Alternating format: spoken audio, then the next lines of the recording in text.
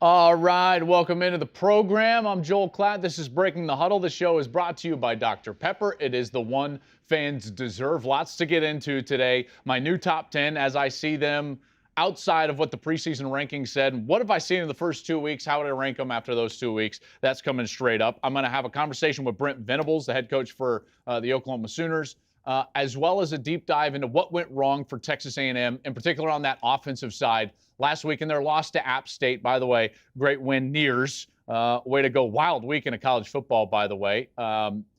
That was a fantastic environment in Austin, and more on that game in just a moment. But let's get into those top 10 teams as I see them right now. And again, you know, if you just threw the preseason rankings out and you said, what have I seen from these teams so far through 2 weeks, I think you'd put Georgia number one. I think that's pretty obvious. I've got Ohio State number two. They're going to continue to get better. Alabama goes to number three. Okay, so Alabama, they're still really good, and I understand that they didn't play great in that game against Texas.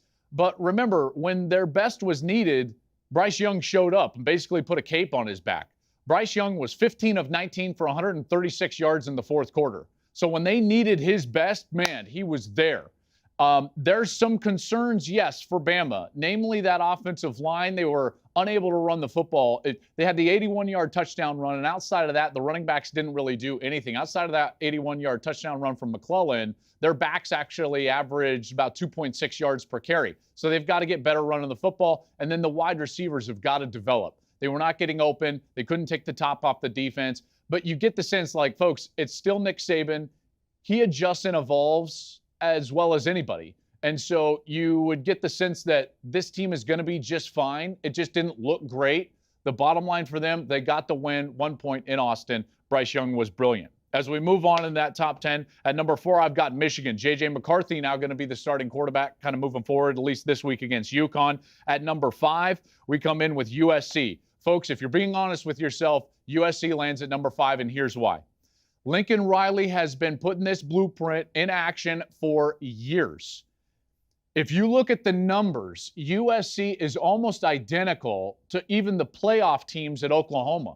If you look at their yards per play, both defensively and offensively, they're actually better than the 2018 Oklahoma Sooners that went to a playoff with Kyler Murray. That Oklahoma Sooners team, on offense for yards per play, 8.6. Defensively, they were giving up about 6.2, 6.1 yards per play. This USC team is better than that. Better on both sides, by the way. Even better than the Kyler Murray offense. They're gaining 8.62 yards per play on offense and only giving up 5.09 yards per play. Lots of numbers to tell you this is a blueprint that could absolutely wind up in the college football playoff. Lincoln Riley has been doing this for years. So watch out with that schedule, with Notre Dame down, with the fact that Utah struggled against a mobile quarterback and Anthony Richardson. This could be your favorite, not only in the Pac-12, but also to get to the playoff. Just keep that in your back pocket. All right, let's continue here with the top 10 as we go through 6. I've got Clemson. I think they struggle still on offense, but that defense is good enough to bring them along, and they will get better on the offensive side. As we continue, Brent Venables and the Oklahoma Sooners. We'll talk to him in just a moment. He's at number 7. How about Mel Tucker and Michigan State, man? They've just quietly reloaded in the transfer portal, and here they come again running the football, and I think they're playing better defense than they did a year ago. Oklahoma State, quietly again. This is a really good football team. Veteran on offense, veteran quarterback, and a team that knows how to win under Mike Gundy. I've got them at number 9. And then at number 10, Texas. You're thinking to yourself, like, Joel, like, well, that's odd. Why Texas, if you didn't look at the preseason rankings and you just evaluated what went on the football field, Texas would still probably be in your top 10. They are for me, in particular, after being down there.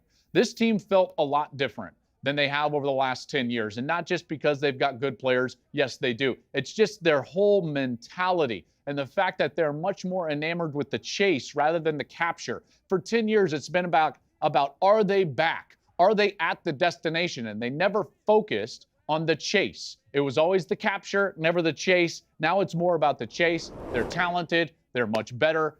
Granted, they got their quarterback situation to figure out here in the next couple of weeks, but that's a really good football team that I think could wind up in Arlington in a Big 12 championship game later in the season. So that's my top 10 as I see them right now. Lots of shakeups this week after we finally saw a couple of weeks and didn't have to rely on the preseason rankings. Okay, coming straight up, OU, 7th in my rankings. I've got their head coach coming straight up, Brent Venables, and I chat on Breaking the Huddle. Welcome back into the show. Very pleased now to be joined by the new head coach of the Oklahoma Sooners. Brent Venables joins us now. Longtime defensive coordinator at both OU and then, of course, at Clemson over the last few years, and comes home of sorts, Coach. I know that's what kind of you feel like, you and your family coming back to Oklahoma. First of all, thanks for joining us, man. Yeah, I appreciate you having me on. This team, from the outside looking in, seems to have gelled and have an uncommon chemistry, in particular for a new coaching staff. You know, in this day and age, but back in the day, as you know, a new coach would come in and he would say, like, well, I need 2 or 3 years to get my guys in the locker room. And yet here you are after 2 games, and it really feels like they are your guys. How did you guys achieve that chemistry so quickly?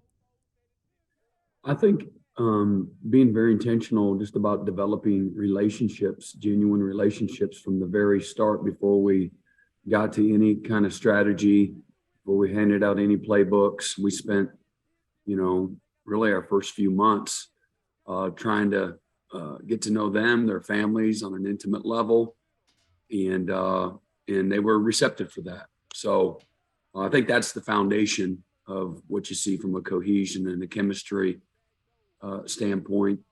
And then I think that we have a staff that's full of guys that are relationship driven coaches. So that's a very organically and natural place for them to be as well.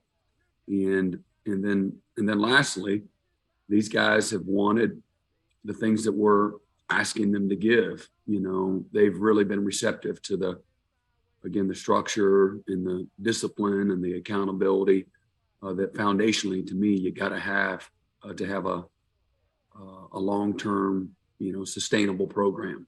It's interesting because I think in order to have that buy-in from the players, you got to have the buy-in from the staff. And in most cases, a head coach would bring in kind of his whole new staff. And yet you have a marriage of old and new, in particular on offense. And this, as you know, was a very successful offensive staff and team over the last few years. And here you have Jeff Lebby and Bill Bedenbaugh, and they're working so well together, it seems like. When I watched the tape, there was some slow periods last week in the first half, but they figured it out. And it seems like that marriage is really working out. Yeah, I think there's a tree there that maybe people don't know as much about, but Jeff was a former player here, coached here, cut his teeth in the profession here, and then has known Bill Bedenbaugh for many, many years, and a lot of close friends in that family. So there's, from a relationship standpoint, there was some relationship there. And then, between Coach Finley, our tight ends coach, Coach Murray, our running backs coach, and Coach Levy, there's a long history here at Oklahoma together as both players and, young coaches in this profession. And same thing for me, having been a part of recruiting DeMarco out of Bishop Gorman, as well as Joe John out of Arlington. I've recruited those guys and again was here when Jeff was here as a player. So there's a natural chemistry from a relationship standpoint that was already here that's helped enable, transition and the success as well. So I don't think I would be surprising you to tell you that defense isn't the first thing that you thought about in the last 5 or 6 years when you thought of Oklahoma. You thought of those quarterbacks and the high-powered offense, and yet here you are, defensive coordinator as your background, and you've played really good defense so far this season, and you can see and sense that transition happening, in particular up front. You guys are getting after the quarterback. You're 10th right now in the FBS in terms of scoring defense. What would you like to see from this group moving forward as you continue to develop this season? Well, I'll say this. we got a long ways to go still. We're really, again, haven't accomplished anything. I'm glad that you can see some improvement having covered Oklahoma over the last several years. I'm really proud of our players for the work that they've put in. Being able to see results from the hard work, creates additional buy-in and validation of what we're asking them to do. We're still very in the infant stages of developing both a culture and an identity on defense, an understanding from the players, and continued development from a depth standpoint. We lost a bunch of guys to the NFL after last season. So we've got a whole bunch of newbies, but they're all new from a systematic standpoint. And again, learning a new language and what have you. So proud of the players and the coaches for the progress that we've made. Some of it's more incremental than you want, but at the same time, there's noticeable improvement, and we still got a long ways to go. But from an identity standpoint, we want to be fundamental, disciplined, physically tough, play with, relentless effort, violent from a physical standpoint, and having an edge and a certain level of, belief in what they do. Some people call that swagger. And to me, that comes from, being prepared and putting the work in. I want a group of guys that are blue collar and but play with incredible, maturity and confidence as well. And again, I really have seen, again, noticeable improvement, and the leadership is developing. Two of our best players are younger guys, and Danny Stutzman and Billy Bowman. But really proud of, again, the leadership overall. It's been, outstanding, from Woody Washington to David Awebu, and multiple other guys, Deshaun White. I think everyone's best football is still, sitting in front of them right now. Well, it's Big Noon Saturday this week. Gus and Ginny and I will be in Lincoln to cover the historic rivalry of Nebraska and Oklahoma as you go in and take on the Cornhuskers. I'm sure you're looking forward to this one. It's going to be a great environment. It always is there in Lincoln. It doesn't matter what their record is. They're going to be there an hour before the game holding their balloons. You know it. I mean, that place is going to be rocking, Coach. Best of luck on Saturday against the Cornhuskers. Yeah, appreciate it. Yeah, no, as we know, it's one of the, I think two of the games of the century where Oklahoma and Nebraska. I grew up having grandparents that lived in Lincoln, Nebraska. That was my first collegiate game, was Oklahoma in Nebraska. And what an honor it is to be able to, to play in it, to coach in it, all the excellence that so many Nebraska teams, coaches, players have represented through the years. And again, it's a very prideful, I think, maybe since 1963, they've sold out every home game, the longest streak in college football. And they're really classy, again, they're going to show up early and stay late, like you said. And again, Nebraska, I know they've let their coach go, and that's unfortunate. It's a bad side of the game, but at the same time, Nebraska has been incredibly competitive in their last 13 losses. Every single one of them have been by one score or less. So they've done a good job of recruiting. They've got good players on both sides of the ball, good schemes, and there's going to be a lot of emotion and passion in that stadium, I know, when the Sooners show up. All right, there goes Brent Venables coming straight up. A dive into the Texas A&M offense. What went wrong last Saturday against App State? Coming straight up.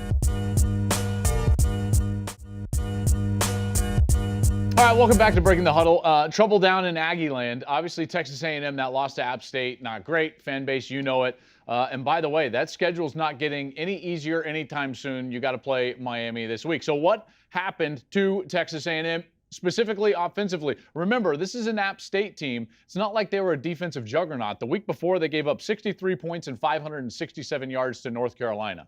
And then Texas A&M went out there and laid a total egg. So let's take a look at what went on down at Kyle Field. All right, let's start with three main points here that I think really the style of game, A&M only had 41 offensive plays and only 186 yards. So offensively, part of the issue was the fact that A&M's defense couldn't get off the field and couldn't give them the ball.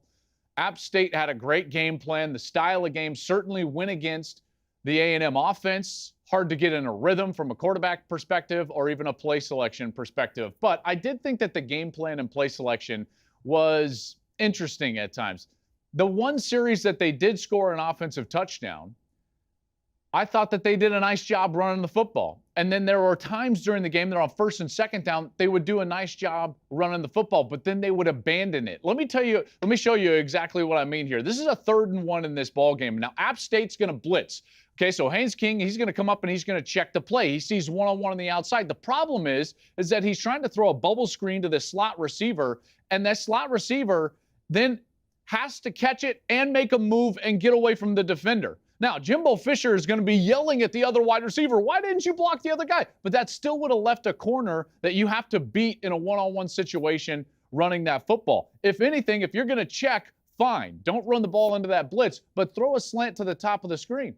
Okay, throw a slant to the one-on-one to the top. I didn't love the play selection at times from Jimbo Fisher in this offense. I think that led to some of their problems on the offensive side. And then it brings me to the last section of this. Listen. You can't play that poorly without everybody being at fault. It's not one person. Was the game plan not great? Yeah, it wasn't great. Was the defense poor? Yes, they were poor. But the offensive players also didn't execute, and that was one of the main reasons why they faltered. Let's take a look at the video now, and I'll show you. First of all, this is a 3rd down, and I want you to watch this top defensive end and this right offensive tackle. Watch this play. Bam, just throws him to the ground. Guys, you can't play well on the offensive side when your offensive tackle gets absolutely thrown. Just look at this, thrown to the ground. Then there's a fumble. By the way, that turned into a turnover because this offensive lineman doesn't fall on the ball. He tries to run with it. App State recovers it, and they ended up going and scoring a touchdown on the ensuing drive. That's just poor play. All right, but it didn't stop at the offensive line. I also thought Haynes King needed to execute better. There was a few things that he did that I think he needs to change. One, he needs to anticipate throws and windows down the field, and then he's got to be more accurate with the football, namely throwing the ball on time. It goes back to the anticipation thing. Let me show you exactly what I'm talking about. Several instances here. First of all, right here, he's got a low dig and a high dig, a crossing route and a high dig. He's got to read that linebacker. If the linebacker stays up like he did, that ball's going to come out right away. There was no reason for him to leave the pocket. That ball should have come out on time and on rhythm to that top dig route. But as it was, he runs out of the pocket because he wasn't ready to throw, and then he throws the ball and it's out of bounds, and then they have to punt. So that's a problem. Let's continue to look at the tape here. Okay, this is right at the end of the ball game, the last 2 snaps of the game.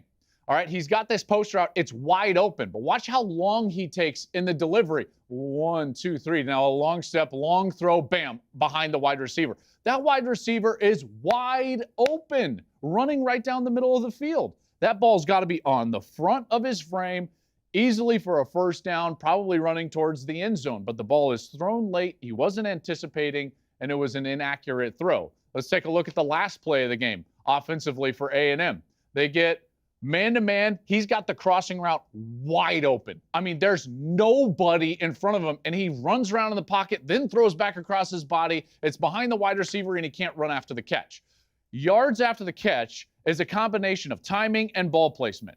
Okay, timing plus ball placement equals yards after the catch. And when you don't have those two things, then you can't be explosive on offense. So a lot of things went wrong for Texas A&M on Saturday. The style of game, the game plan and play selection, and then poor play and execution specifically from the offensive line and the quarterback. It's got to get corrected because, folks, if you look at that schedule right now for the rest of the season for A&M, they've got Miami. They've got some tough opponents, obviously, in the SEC. You're staring down the barrel of another season in which they fall woefully short of expectations, maybe 3, 4, maybe even 5 losses, and nobody wants that there for Texas A&M. Okay, coming up, a little Klattback to end the show. That's coming straight up.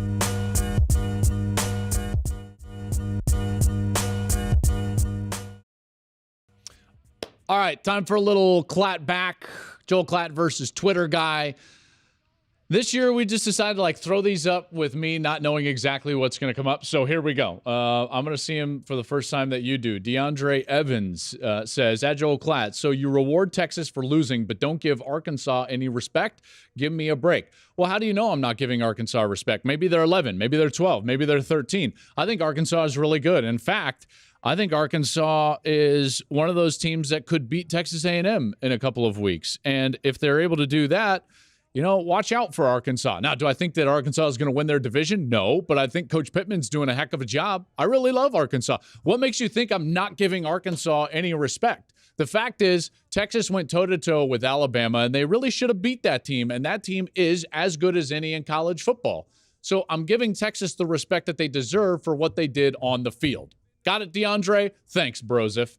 All right, who's next? Michael Nichols says, Joel, it's week 2. Shut up about the playoff. You want to know who ruined the sport by defining everyone's season around making the CFP?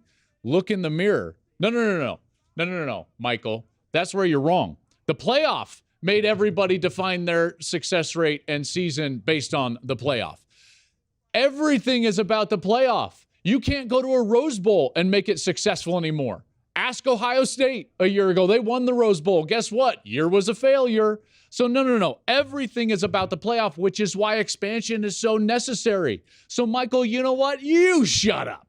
Because everything right now is about a 4-team playoff, and it shouldn't be. It's way too small in scope, and we need to expand it. All right, Michael, thanks for chiming in, but shut it. Okay, thanks for watching Breaking the Huddle, folks. Love college football. We got Big Noon Saturday coming up in Lincoln, Nebraska and OU. Gus, Jenny, and I will be there. Big Noon Kickoff at 10 Eastern. This show, as always, is brought to you by Dr. Pepper. It is the one fans deserve. Thanks for watching.